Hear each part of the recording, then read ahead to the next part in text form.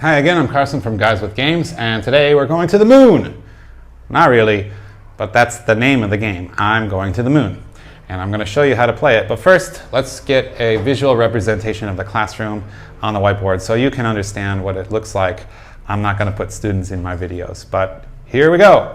Okay, so again, you don't really need anything on the whiteboard to play this game, but I've drawn these circles on the board to help you, the viewer, understand kind of the layout of the class.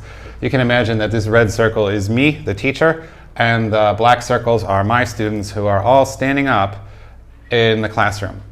Okay, and so the goal of the game is to sit down. And a student can sit down once he or she gives a correct response. A response to what? Well, here's the game.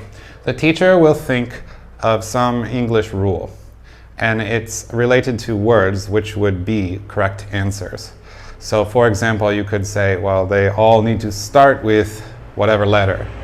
They all need to start with F. Or they all need to have 3 syllables. Or they all need to have the suffix ing, something like that. And then that's actually a bad example because I like to play with nouns or adjectives. But anyway, so it would be some rule like this, and the students have to discover this rule through trial and error. And so how you play is that you, the teacher, you have the rule in your mind. Let's use this rule. And I will say, I'm going to the moon and I'm going to bring a carrot. And then Bob asks, may I bring a cracker? And maybe Bob thinks that my rule is that they both need to start with C. But the answer is no. So I would say, no, I'm sorry, you cannot sit down yet.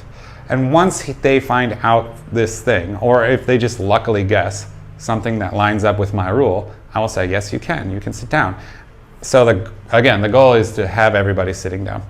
So maybe Elsa says, may I bring an elephant? And, yes, you may. Wow, so lucky. And then you can sit down. And everyone will think, wow, wait a minute, carrot and elephant, what? Maybe something long. May I bring a snake? Says Charlie. No, I'm sorry, you cannot. And so later, after trial and error, they will try to find out what exactly is my rule. And if they are really struggling, I will give them more examples first to help them kind of have a better chance to see it on their own. I don't like telling the students the answer. But then, I mean, in this situation, maybe I'll start to give them more visual clues. Carson is bringing a carrot. Okay, and what was it? Elsa is bringing an elephant.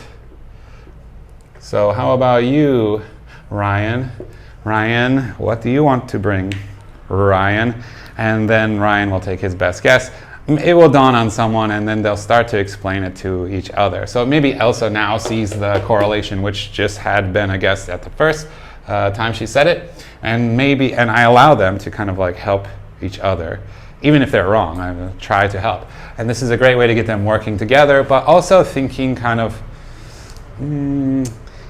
conceptually about words, about their meaning sometimes, about how they're spelled or how many syllables are in the word.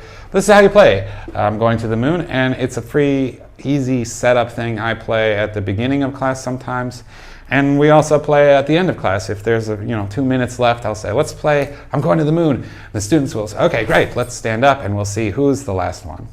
So I hope you enjoy it, and thanks for watching. Bye-bye. Thanks again to our patrons. We've been doing this for 5 years now, and you really help to keep us motivated. If you'd like to join them and get extra resources, see the link in the description.